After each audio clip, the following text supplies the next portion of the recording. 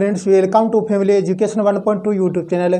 सभी साथियों का आज की इस कक्षा 10 की गणित की क्लास में स्वागत है। दोस्तों, आज हम अपना जो अध्याय 11 है उसमें हमने पहले तो प्रमेय सारी सिद्ध कर ली हैं और साथ में 11.1 का भी हमने अध्ययन कर लिया है।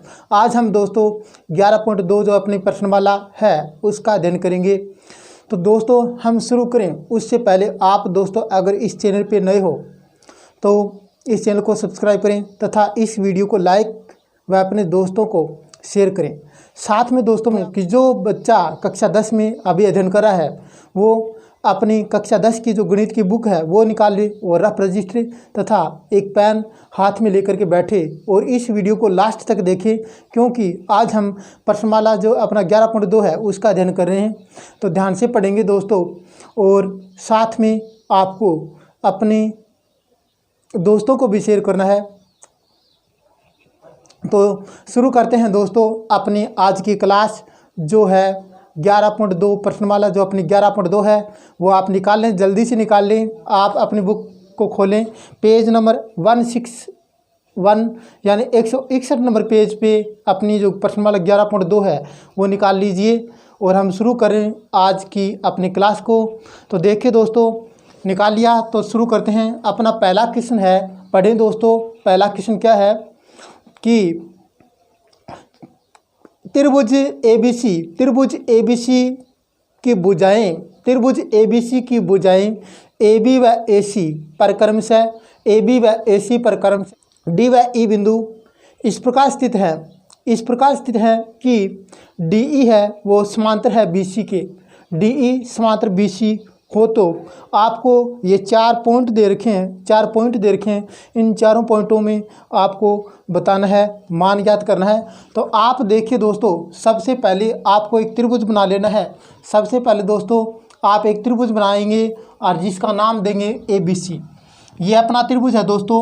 अपना जो प्रश्नमाला 11.2 है वो चल रही है और पहला क्वेश्चन हम कर रहे हैं। और पहले क्वेश्चन में हमारे पास इसमें एक त्रिभुज दे रखा है जिसका नाम AB और C, और AB भुजा पर बिंदु D है और AC भुजा पर बिंदु E है, और ये जो DE है वो इस BC के समांतर आपको बता रखा है।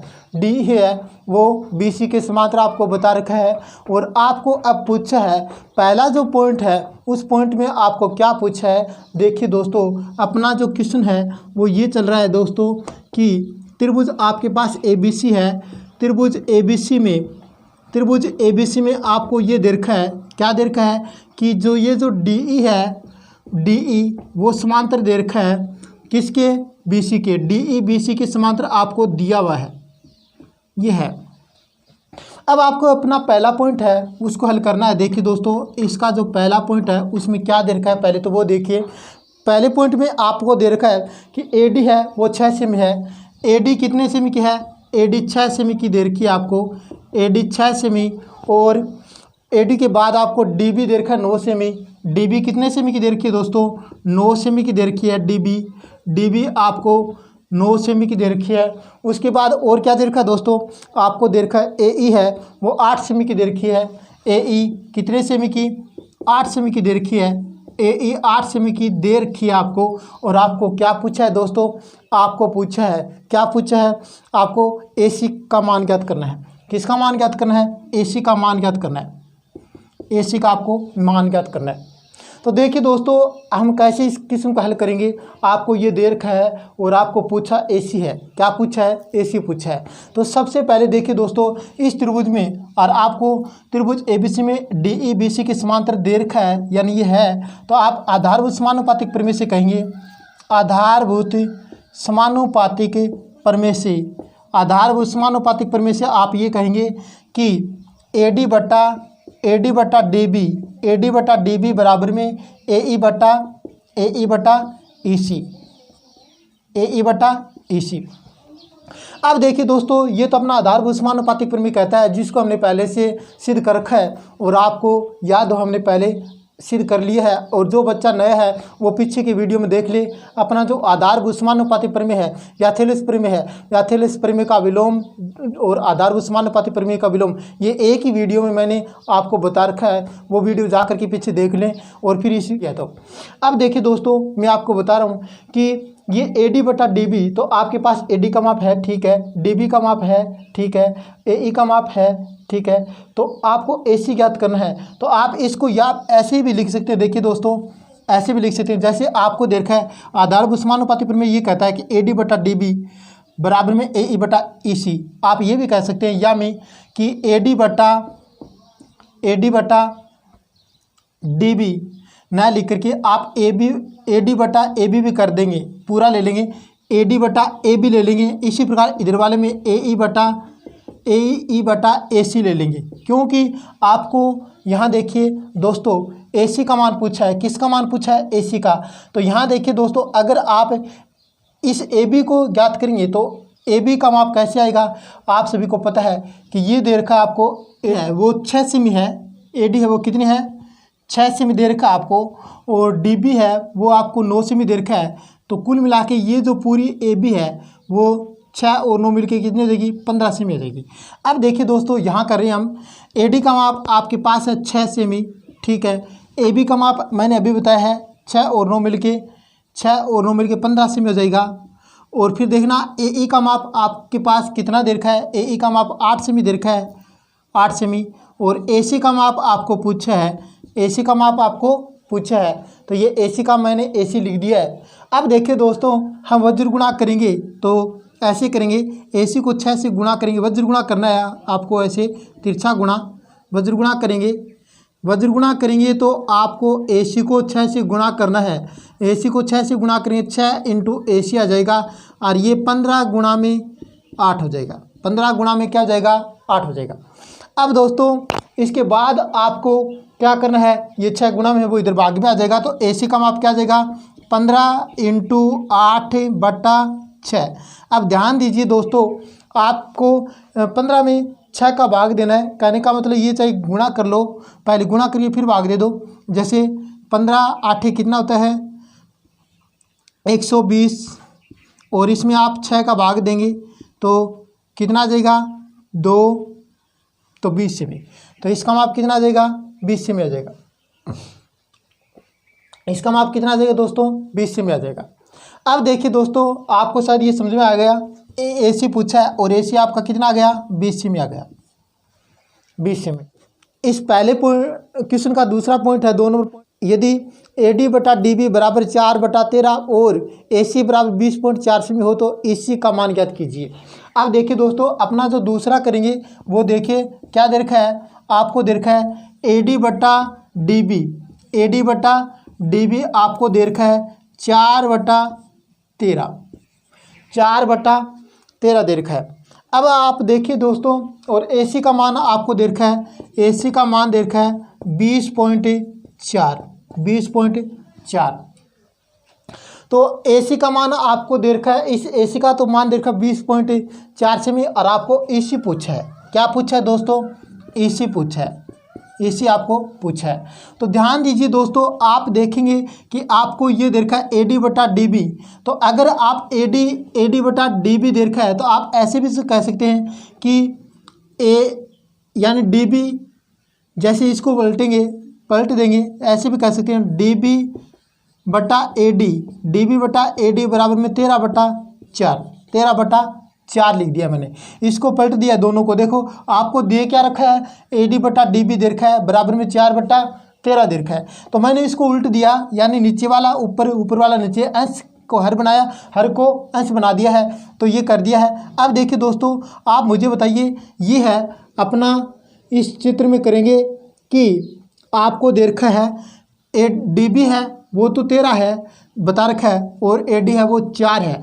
तो कहने का मतलब ये पूरा AB क्या हो जाएगा?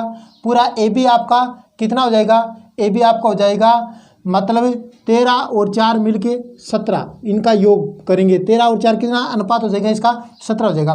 तो अगर आप इसकी जगह ये लिखो, जैसे DB बटा AB लिखोगे तो कैसे लिखोगे? DB का तो आपको पता है 13 है, और इनको अगर ए बी चाहिए तो 13 और 4 जोड़ेंगे तो ये कितना हो जाएगा, 17 हो जाएगा। 13/17 हो गया। अब देखिए दोस्तों, अपना जो आधारभूत समानुपातिक प्रमेय है वो इस पर लागू करोगे, क्योंकि आपको पता है कि डी ई है वो बी सी के समांतर है, तो इसमें आधारभूत समानुपातिक प्रमेय लगा लेंगे। आधारभूत समानुपातिक प्रमेय क्या होता है दोस्तों, आप इस पे फिर से लागू करेंगे आधारभूत समानुपातिक प्रमेय। वो आपको इसके हिसाब से लगाना है कि क्या दे रखा है, डी बी बटा ए बी।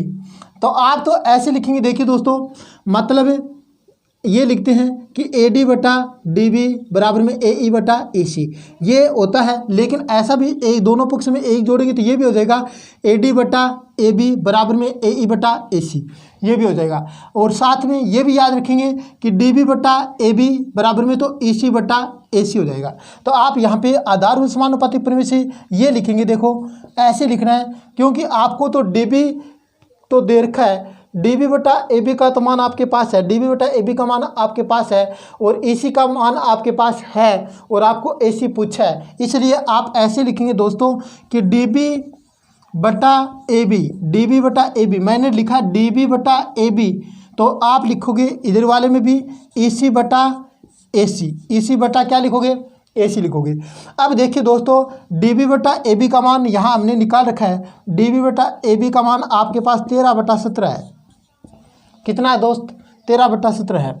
अब देखिए दोस्त, यहाँ ए सी का मान आपके पास है नहीं है, ए सी का मान आपको नहीं दे रखा है, ए सी का मान दे रखा है, तो ए सी का मान आपको ज्ञात करना है, ए सी का मान तो ज्ञात करना है। और ये दे रखा है 20.4 दे रखा है, 20.4 दे रखा है। ए सी का मान कितना है दोस्त, 20.4 दे रखा है।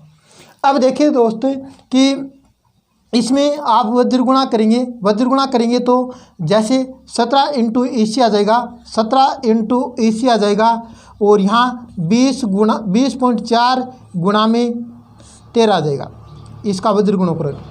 अब देखिए दोस्तों, आपको ए सी का मान चाहिए, तो ए सी का मान निकालेंगे, कैसे निकालेंगे, आप 20.4 इंटू 13 और नीचे कितना है, 17 है, ये 17 है, क्योंकि ये गुणा में है वो इधर भाग में आ गया। अब आपको क्या करना है, इसको काटना चाहे तो काट सकते हैं। देखो 17 एकम, जैसे 20.4 को 17 से काटेंगे तो 17 एकम 17, फिर बचेंगे 3, तो आगे पॉइंट लगा दो, फिर 3 के आगे 4 उतारेंगे 34 हो जाएंगे, 17 दूनी कितना हो जाएगा, 34 हो जाएगा।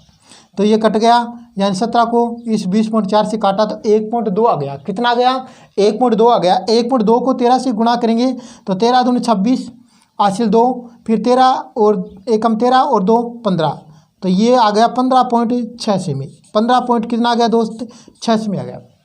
अब देखिए दोस्त, आगे चलते हैं, हम अपने अगले क्वेश्चन की ओर बढ़ते हैं। शायद ये आपको समझ में आ गया होगा, उतारना चाहें तो आप उतार सकते हैं, या फिर शॉर्ट स्क्रीन ले लें ताकि आगे हम चले, क्योंकि अपने पास टाइम कम है और इस कम टाइम में हम पूरी बुक निकालेंगे, तो इसके लिए आपको थोड़ा सा टाइम मुझे देना पड़ेगा, थोड़ा सा फास्ट भी चलना पड़ेगा। तो आगे चलते हैं हम दोस्त कि अपना जो इसका कौन सा क्वेश्चन कर रहे हैं। अब इसका 3 नंबर पॉइंट कर रहे हैं, 2 पॉइंट हमने कर लिए हैं। पहला क्वेश्चन चल रहा है, कौन सा क्वेश्चन चल रहा है, पहला क्वेश्चन चल रहा है, और हमने इस पहले क्वेश्चन में पहला 1 नंबर पॉइंट और 2 नंबर पॉइंट हमने कर लिया है, और अब तीसरा पॉइंट कर रहे हैं। और तीसरे पॉइंट में आपको क्या दे रखा है वो देखना था, पढ़िए अपने बुक से। आप इसका तीसरा पॉइंट पढ़े कि आपको दे रखा है ए डी बटा डी बी, ए डी बटा डी बी बराबर 7/4 और ए ई बराबर 6.3 सेमी हो तो ए सी का मान ज्ञात कीजिए। आपको ए सी का मान ज्ञात करना है, ए सी का मान ज्ञात करना है। देखिए दोस्त, आपको दे रखा है, ये दे रखा है ए डी बटा डी बी, ए डी बटा डी बी बराबर में दे रखा है, कितना दे रखा है, बराबर में 7/4 दे रखा है, 7/4। तो ये देखिए आपको ए डी बटा डी बी दे रखा है 7/4, 7 और ये 4, तो फिर ये पूरा ए बी कितना हो जाएगा, 7 और 4 कितना हो जाएगा, 11, कितना हो जाएगा, 11 हो जाएगा। फिर आगे आपको दे रखा है ए ई का मान 6.3, ए ई है, ए ई इसका 6.3 दे रखा है, मतलब ए ई है वो है 6.3 सेमी, 6.3 सेमी दे रखा है। अब देखिए आगे कि आपको पूछा क्या है, AC का मान पूछा है, आपको पूछा क्या है, AC का मान आपको पूछा है, इसमें AC है ना, इसका मान आपको पूछा है। तो देखना आपको AE का देखा है, AE का देखा है और AC का पूछा है। तो इसी प्रकार आप क्या करेंगे, जैसे AE बटा AC यह चाहिए आपको, क्योंकि AE तो देखा है और AC आपको पूछा है। तो AE बटा AC इसको ऐसे करेंगे तो इसको भी कैसा करना पड़ेगा, AD बटा AB। तो यहाँ देखिए दोस्त, ये है AD बटा, और आप DB किस जगह AB लिखोगे तो आपको क्या करना पड़ेगा, क्योंकि AB है ये इन दोनों का योगफल है, 7 और 4 कितने होते हैं, 11। तो ये हो जाएगा AD तो 7 का 7 रहेगा, AD तो 7 का 7 रहेगा, और DB किस जगह AB लिखा है तो इन दोनों का योगफल हो जाएगा 11। अब देखिए AD बटा AB बराबर 7 बटा 11 हो गया। तो अपना जो आधारभूत समानुपातिक प्रमेय इस पे लागू करोगे त्रिभुज ABC में, तो ऐसे लिखना है AD बटा AB, AD बटा AB बराबर में AE बटा AC, बराबर में लिखना है आपको AE बटा AC। दोस्त आगे हमने ये ऐसा क्यों किया, इसका रीज़न यही है क्योंकि AE का मान तो आपको दे रखा है और AC आपको पूछा है। AE का मान आपको दे रखा है और AC का मान आपको पूछा है। तो AE बटा AC ये ऐसा अनुपात बना, तो ऐसा ही इधर वाले को बनाना ज़रूरी है।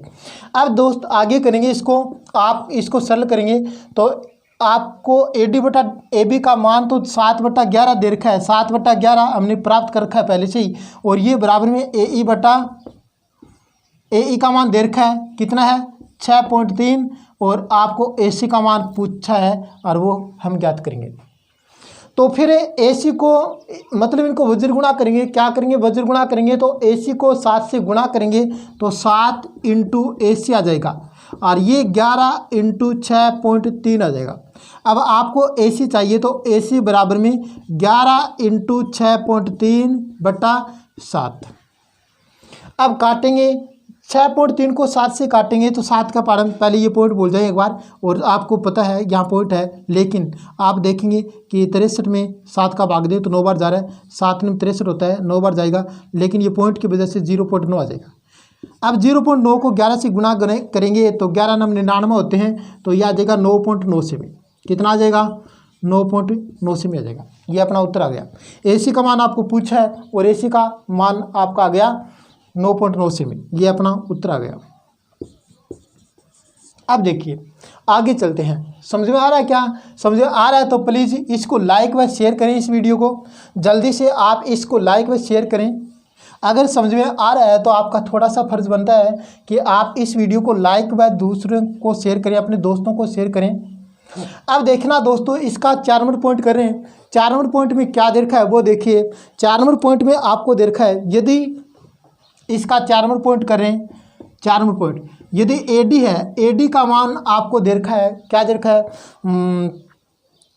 4x - 3 दे रखा है, 4x - 3 दे रखा है, 4x - 3 दे रखा है AD का। और फिर आगे दे रखा है AE का मान 8x - 7, AE है, AE वो दे रखा है 8x - 7, 8x - 7 देखते रहें, आपकी बुक से ये ले रहा हूँ मैं क्वेश्चन।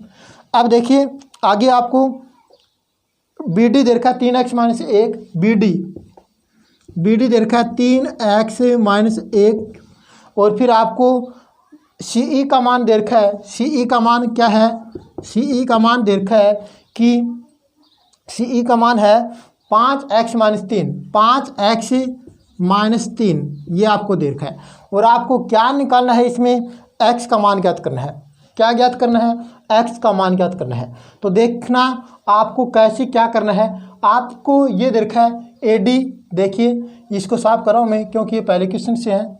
अब आपको AD का मान दे रखा है और BD यानी DB का मान भी दे रखा है, AD और DB का मान दे रखा है, और फिर AE का मान दे रखा है, ठीक है, और CE का मान दे रखा है, AE और CE का मान दे रखा है, और आपको x का मान पूछा है। तो अपना जो आधारभूत समानुपातिक प्रमेय है उस प्रमेय के हिसाब से आप इसको ऐसे लिखेंगे, जैसे दे रखा है वैसे ही लिखना है।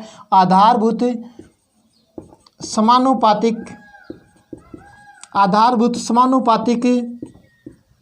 प्रमेय से, आधारभूत समानुपातिक प्रमेय से ऐसे लिखना है कि AD बटा DB, AD बटा DB बराबर में AE बटा EC, AE बटा EC, ये आपको लिख लेना है। अब देखना इसको आगे करना है। अब आपको दे रखा है AD का मान, वहाँ से लिखेंगे AD का मान धरेंगे इसके ऊपर, तो AD का मान आपके पास 4x - 3 है। कितना है? 4x - 3 है, 4x - 3 है। और फिर DB का मान देखिए, वहाँ से DB या BD आपको दे रखा है 3x - 1, 3x - 1 दे रखा है।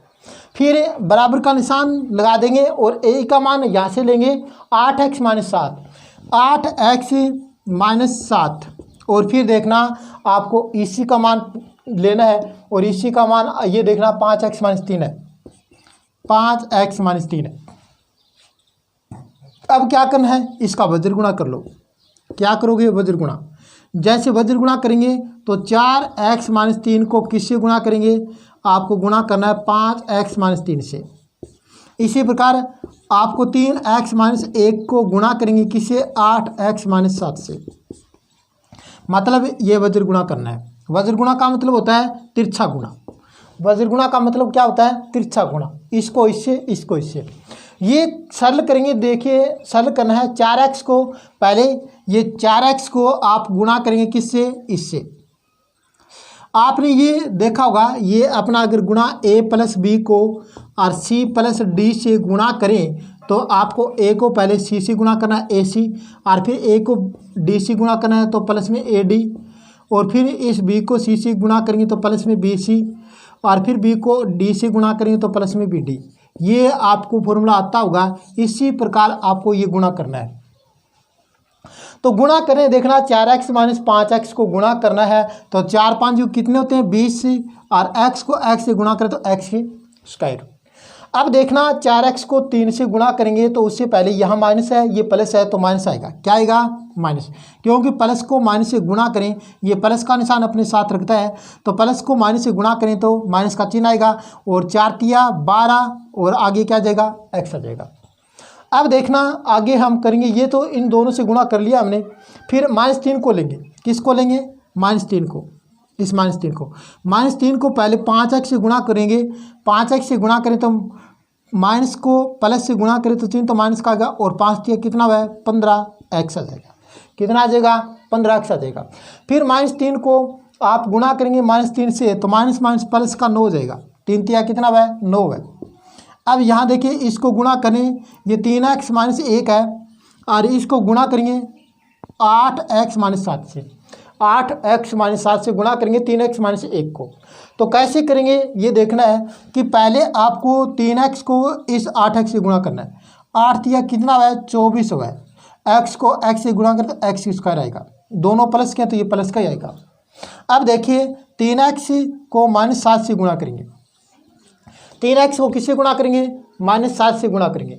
तो माइनस को प्लस से गुणा करें तो चिन्ह तो माइनस का आएगा। फिर 7 तिया कितना है? 21 है। 7 तिया 21, फिर आगे x है तो x। अब इसी प्रकार -1 को 8x से गुणा करें तो माइनस का 8x आएगा, और फिर -1 को -7 से गुणा करें तो माइनस प्लस का 7 आएगा, प्लस का 7 आएगा। अब देखना आपको x एक साइड में लेना है। जैसे आप लेना चाहें तो ये 24x² है, और ये माइनस का ना, ये प्लस का 20x² है। अगर इधर आएगा तो माइनस का 20x² हो जाएगा। कितना हो जाएगा? माइनस का 20x² हो जाएगा। हम क्या करें? पक्षांतर करें। पक्षांतर करने का मतलब होता है कि प्लस का वो माइनस का, और माइनस का वो प्लस का, अगर अपन उनका पक्ष चेंज करें तो, और गुणा में वो भाग में, और भाग में वो गुणा में हो जाएगा जब आप पक्ष चेंज करे हो। जैसे इसका पक्ष इधर लेके आ रहे हैं तो ये प्लस का था तो माइनस का हो गया। इसी प्रकार देखना इनका योगफल ये है, दोनों को जोड़ेंगे तो माइनस के 12x और माइनस के 15x मिलके प्लस के माइनस के 27x हो गए, और 27x इधर आएंगे तो प्लस के 27x हो जाएंगे। पास ये 24x² के 24x² और ये 20x² है, वो इधर आएंगे तो किसके हो जाएंगे? माइनस के हो जाएंगे। ये 20x² यहाँ प्लस के हैं, पक्षांतर किया तो इधर लेकर आए तो यहाँ किसके हो गए? माइनस के हो गए। यहाँ देखिए दोस्तों, ये माइनस के 12x और माइनस के 15x मिलके माइनस के 27x होते हैं, और जो इधर आएंगे तो प्लस के 27x बन जाएंगे। कितने बन जाएंगे? प्लस के 27x बन गए। फिर देखिए दोस्तों, ये अपने पास x यहाँ देखिए कितने हैं? माइनस के 8 21x और माइनस के 8x, तो माइनस के ये 29x है। कितने x हैं? माइनस के 29x है। और फिर देखना ये दो 7 प्लस के हैं और ये 9 इधर आएंगे तो माइनस के 9 हो गए। तो यहाँ क्या बचेगा दोस्त? 0 बचेगा। यहाँ क्या बचेगा? यहाँ 0 बचेगा। अब देखिए दोस्त हम क्या करेंगे, ये 0 का 0, 24x² में से 20x² घटा लो। 24x² में से 20x² घटाएंगे तो 4x² बचेगा। क्या बचेगा? 4x² बचेगा। और फिर देखना माइनस के प्लस के 27x और माइनस के 29x, तो माइनस के 2x बचेगा। माइनस के 2x बचेगा। और यहाँ देखिए प्लस के 7 है, माइनस के 9 है, तो माइनस के 2 बचेंगे। कितने बचेंगे? माइनस के 2। अब ये द्विघातीय समीकरण बन गया। क्या बन गया? द्विघातीय समीकरण बन गया। अब देखना आगे आपको क्या करना है। यहाँ देखिए, यहाँ कर रहा हूँ मैं कि ये 4x² माइनस के 2x माइनस के 2 बराबर में 0, ये अपना द्विघातीय समीकरण है। तो आप इसको गुणनखंड विधि से हल कर लो। देखिए 4x² को इस लास्ट पद से गुणा करेंगे, -2 से गुणा करेंगे तो माइनस के 8x² आ रहे। अब देखना बीच वाले के टुकड़े कर लो, 2 से बांटो, तो दोनों टुकड़ों का गुणनफल तो ये आना चाहिए और योगफल ये आना चाहिए। तो माइनस के 4x और प्लस के 2x, इसके टुकड़े किया तो इनका योगफल करेंगे तो माइनस का 2x बचेगा और इनका गुणा करेंगे तो माइनस के 8x² है। और बचे हुए पद क्या है? 4x² है और माइनस के 2 है और बराबर में क्या है? 0 है। अब देखना इन दोनों में कॉमन लेंगे तो इन दो पदों में कॉमन 4x आ जाएगा, तो यहाँ x माइनस में 1 बचेगा। क्या बचेगा? x माइनस 1 बचेगा। इसी प्रकार इन दोनों में कॉमन क्या आएगा? 2x माइनस के 2 में कॉमन क्या आ जाएगा? प्लस का 2 कॉमन ले लिया तो यहाँ x बचेगा और -2 में +2 का भाग दिए तो माइनस का 1 आ जाएगा और बराबर में क्या है? 0 है।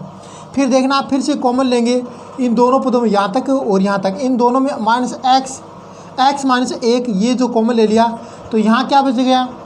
यहाँ क्या बच गया? 4x बच गया और यहाँ क्या बच गया? प्लस का 2 बच गया। बराबर में क्या है? 0 है। अब आगे आपको क्या करना है ये मैं साफ कर रहा हूँ। अगर आपने उतार लिया है तो उतारना चाहे तो उतार सकते हो, ये साफ कर रहा हूँ मैं।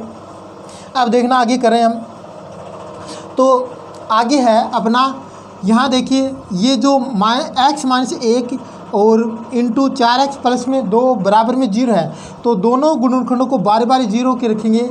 तो जब x माइनस 1 बराबर में 0 रखेंगे तो x का मान प्लस का 1 आ जाएगा। कितना आ जाएगा? x का मान प्लस का 1 आ जाएगा।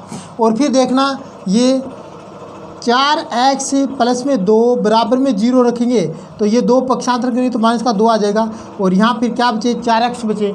और फिर x निकालेंगे तो ये 4 इसके भाग में आएंगे, -2 के भाग में 4 आ गए।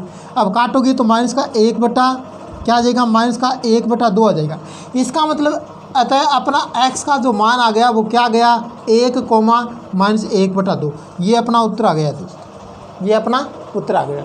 अब दोस्तों आपको ये पहला क्वेश्चन समझ में आ गए होंगे और हमने पहला क्वेश्चन था इसके 4 जो पॉइंट थे, चारों पॉइंट हमने सरल कर लिए हैं और शायद आपको समझ में आए होंगे। अब हम अगले क्वेश्चन की तरफ बढ़ते हैं और अगला क्वेश्चन आप पढ़ेंगे अपनी बुक से।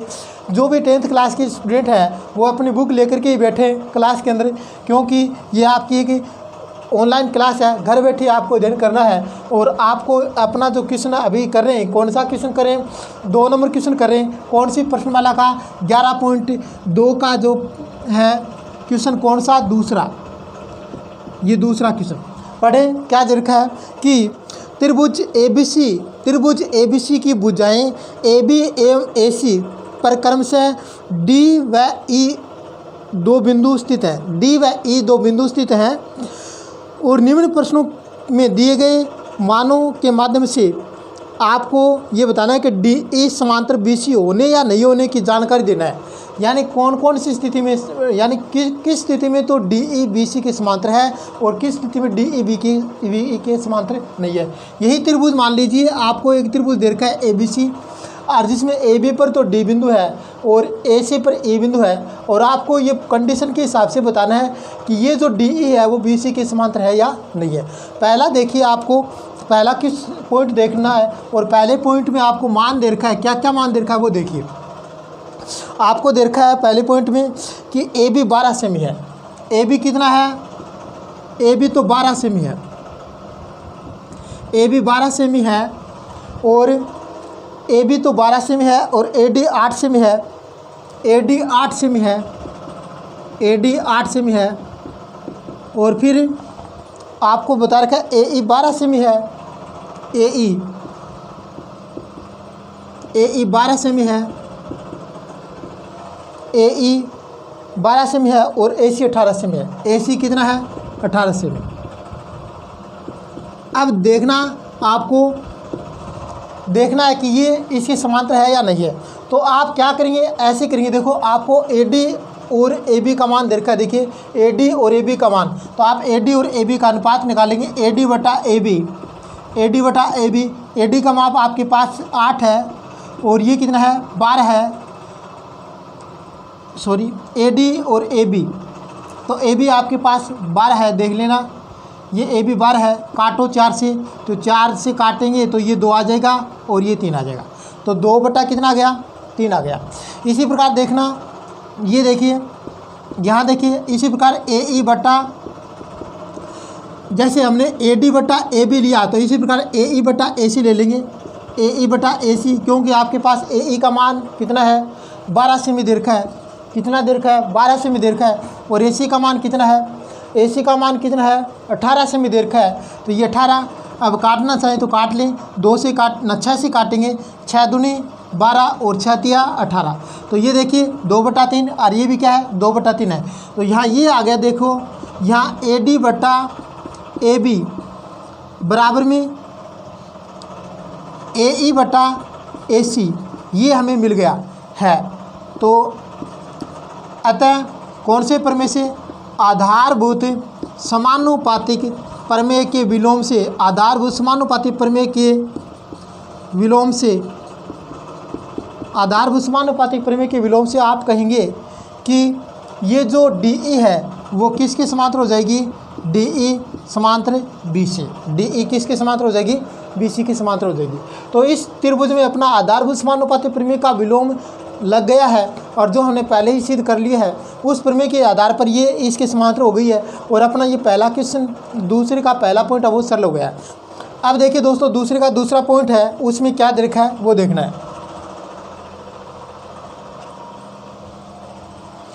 दूसरे का दूसरा पॉइंट दे रखा है आपको कि ए बी 5.6 सेमी है। दूसरे का दूसरा पॉइंट है ए बी है, वो 5.6 सेमी दे रखा है, 5.6 सेमी। ए बी 5.6 सेमी दे रखा है। और फिर आगे देखना, ए डी 1.4 सेमी दे रखा है। ए डी है वो 1.4 सेमी दे रखा है। और ए सी है वो 9.0 सेमी दे रखा है, 9.0 सेमी। और क्या दे रखा है? और ए ई है वो 1.8 सेमी दे रखा है। ए ई है ना, ए ई वो दे रखा है 1.8 सेमी दे रखा है। अब देखना आपको क्या करना है। अब देखना आपको दे रखा है ए डी और ए बी, ए डी और ए बी दे रखा है। तो आप ए डी और ए बी का अनुपात निकालेंगे, ए डी बटा, देखना अतः ए डी बटा ए बी। तो ए डी का माप आपके पास 1.4 सेमी है, ए डी का माप 1.4 सेमी है और ए बी 5.6 सेमी है। काट लें, पॉइंट से पॉइंट कट जाएगा तो फिर 14 और ये 56 बच गया। और 14 एकम 14, 14 चौकी कितना होता है? 56 होता है। तो ये कितना आ गया? 1/4 आ गया। इसी प्रकार देखना, ये देखना है आपको ए ई बटा ए सी, क्योंकि ए ई का मान आपके पास है और ए सी का भी मान आपके पास है। तो इनका और अनुपात निकाल लें, ए ई बटा ए सी, ए ई बटा ए सी। अब ए ई का मान देखिए कितना है? ए ई का मान 1.8 है, तो 1.8 लिख देंगे। और इसका माप कितना है? ए सी का मान देखना बोर्ड पे सामने देखिए 9.0 है। अब देखना पॉइंट से पॉइंट कट जाएगा तो ये 18/90 और काटेंगे तो 18 एकम 18 और 18 5 90 होता है। तो कहने का मतलब ये बराबर आया क्या? ये तो 1/4 है और ये 1/5 है, तो बराबर तो नहीं है। तो कहने का मतलब बराबर नहीं है। तो यहाँ बताएंगे, यहाँ ए डी बटा ए बी बराबर नहीं, नो इक्वल, बराबर नहीं ए ई बटा ए सी, मतलब ये समानुपाती नहीं है। ये भुजा इसके अनुपात में नहीं बटी, यानी ये DE है वो इसको इसके अनुपात में नहीं बांटा, समान अनुपात में नहीं है, तो फिर कहेंगे अतः ये जो DE है, DE वो समांतर नहीं है, DE BC के समांतर नहीं है, DE BC के समांतर नहीं है, ये बता देंगे। अब देखना ये आपको समझ में आ गया होगा। अब चलते हैं अगले पॉइंट की तरफ। अगला पॉइंट क्या है, पढ़िए, देखिए आपको क्या क्या माप दे रखा है, तो वो लिखेंगे। अपना तीसरा पॉइंट चल रहा है अभी, क्वेश्चन नंबर 2 का तीसरा पॉइंट है, और आपको AD 10.5 से में दे रखा है। ये देखना AD है वो 10.5 से में दे रखा है, और क्या दे रखा है, AD 10.5 से में दे रखा है, और BD 4.5 से में दे रखा है। BD यानी BD है, BD 4.5 से में दे रखा है, 4.5 से में, और AC 4.8 से में दे रखा है। AC है, AC 4.8 से में दे रखा है, 4.8 से में, और दे रखा आपको AE का मान 2.8 से में दे रखा है। AE है, AE का मान कितना है, 2.8 से में दे रखा है। अब देखना आपको क्या करना है कि चारों का मान दे रखा है, और आपको ये बताना है कि कौन किसके समांतर है या नहीं है। ये तो कहने का मतलब आपके पास AD का मान है लेकिन AB का मान नहीं है, तो आप AB का मान निकाल सकते हैं। इन दोनों को जोड़ेंगे, तो इन दोनों को जोड़ेंगे, देखो AD में BD जोड़ेंगे तो आपका AB बनाएगा, और AB का माप कितना आएगा देखना, ये 10, AD तो 10.5 है, और DB है वो है 4.5, तो इन दोनों को जोड़ दो, ये कितना हो जाएगा, 15 सेमी हो जाएगा। कितना हो जाएगा, 15 सेमी। अब आप वही करेंगे जो पहले कर रहे थे, कहने का मतलब ऐसे निकालोगे, AD बटा AB, AD बटा AB, AD का माप कितना है, 10.5 है, और AB का माप कितना है, 15 सेमी है। तो आप काटना चाहें तो काट सकते हैं, ये पॉइंट लाओगे तो नीचे 0 लगेगा, 150 हो जाएगा। अब देखना 15 से काट देंगे, देखना 15 से काटेंगे तो ये तो नीचे तो क्या आ जाएगा, 10 आ जाएगा, और ऊपर 7 आ जाएगा। 15 7 105 होते हैं, तो 7 बटा 10 आ गया। कितना आ गया, AD बटा AB कितना आ गया, 7 बटा 10 आ गया। इसी प्रकार देखिए ये और देख लें, AE बटा AC, AE बटा AC, AE बटा AC, तो AE का मान यहाँ देखिए कितना है, 2.8 है, 2.8 है, और ये कितना है, AC का मान 4.8 है। अब देखना आप काटना चाहें तो काट सकते हैं, पॉइंट से पॉइंट कट जाएगा, ये 28 और ये 48, 28 और 48 आ गए। अब ये कटेगा, किससे कटेगा, 4 से काटें तो ये 728, और 4 से काटें तो ये 1248, ये कितना आ गया, 1248 आ गया। तो ये इसके समांतर नहीं होगा, क्योंकि देखना ये आ रहा है, ये आ रहा है, बराबर है क्या, नहीं है। तो यहाँ यही लिखेंगे, यहाँ AD बटा AB बराबर बताएंगे, बराबर नहीं है किसके, AE बटा AC के समांतर नहीं है, बराबर नहीं है, ये इसके बराबर नहीं है। तो लिखोगे अतः ये जो DE है, DE BC के समांतर नहीं है, DE BC के समांतर नहीं है। ये हो गया। अब अगला पॉइंट देखेंगे। अगला पॉइंट आपका है 4 नंबर पॉइंट, इसमें 4 नंबर पॉइंट और देख लें। 4 नंबर पॉइंट क्या है वो देख लें, क्या क्या दे रखा है इसी चित्र में आपको बताना है। 4 नंबर पॉइंट में क्या क्या दे रखा है, पहले क्वेश्चन में देखिए किस किस का माप आपके पास है। क्वेश्चन 4 में आपको देखना है, इसमें AD का माप 5.6 है, 5.7 AD है वो 5.7 सेमी दे रखा है, 5.7 सेमी दे रखा है। और फिर आपको दे रखा BD का माप है, देखना ये BD है, और BD का माप कितना है, क्वेश्चन में आपको दे रखा 9.5 सेमी, कितना है 9.5 सेमी दे रखा है। और फिर आप देखिए आगे क्या दे रखा है, AE का मान 3.3 सेमी दे रखा है। AE का मान कितना है, AE का मान दे रखा है 3.3 सेमी दे रखा है, 3.3 सेमी। और फिर आगे किसका मान दे रखा है, देखिए क्वेश्चन में आपको दे रखा है EC का मान, और EC का मान कितना है वो देखिए इसी का मान आपको दे रखा है 5.5 सेमी। कितना है? 5.5 सेमी दे रखा है। अब देखिए आप कैसे करेंगे। आपको AD का और AD और DB दे रखा है, तो यहाँ AD और DB का अनुपात निकालें। AD बटा DB बराबर में क्या है? AD तो आपके पास है 5.7 और ये कितना है? BD आपके पास 9.5 है। तो इसको पॉइंट से पॉइंट काट देंगे तो ये 57 और ये 95, 57 हो गई और 95 हो गई। 19 से कट जाएंगे, 19 या 57 और 19 5 95, 3/5 आ गया। कितना आ गया? 3/5। 19 से काट लिया हमने, ये 3 आ गया, ये 5 आ गया। अब देखना 3/5 आ गया। इसी प्रकार देखिए ये और देख लें कौन सा? AE बटा EC। आपको AE का मान है और EC का मान भी है, तो AE बटा EC करेंगे। AE बटा EC लिखेंगे। AE का मान देखिए ऊपर कितना है? 3.3 है, 3.3 और EC का मान 5.5 है। और काटेंगे तो पॉइंट से पॉइंट कट जाएगा, तो ये 33 और ये 55। 11 से कटेंगे तो ये 11 या 33 और 11 5 55 बराबर आ रहा है ना। तो आप लिखेंगे यहाँ AD बटा DB बराबर में AE बटा EC है। तो आपका जो कौन सा प्रमेय लग जाएगा? अतः आधारभूत समानुपातिक प्रमेय के या थेल्स प्रमेय के विलोम से, आधारभूत समानुपातिक प्रमेय के विलोम से।